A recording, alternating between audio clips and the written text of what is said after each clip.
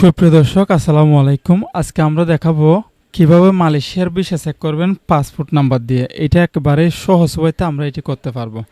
এটি করার জন্য আমরা গুগল ক্রোম ব্রাউজার অথবা মোজিলা ফায়ারফক্স অথবা অপেরা মিনি যে কোনো একটি ওয়েবসাইটে এসে আপনি এই কাজটি করতে পারবেন। আমিও গুগল ক্রোম ব্রাউজার আসলাম, আসার পরে এখানে আমি সার্চ করব flycare.com। এই লিঙ্কটি আমি ভিডিও ডেসক্রিপশন বক্সে দিয়ে দেবো, সেখান থেকে ক্লিক করলে আপনারা সরাসরি এই লিঙ্কে প্রবেশ করতে পারবেন। ফ্লাইকেয়ার এই লেখাটি সার্চ করবেন।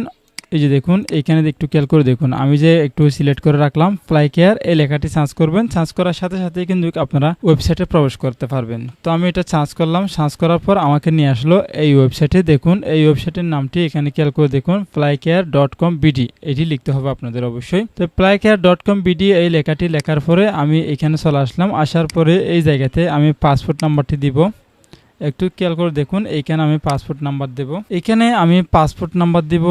পাসপোর্ট নাম্বার দেওয়ার পর আমি এখানে দেশ সিলেক্ট করে দিব, বাংলাদেশ দিলাম। তারপর সার্চ অপশনে ক্লিক করলাম। ক্লিক করার সাথে সাথে কিন্তু আমার যে ভিসাটি লেগেছে সেটা এখানে দেখাচ্ছে।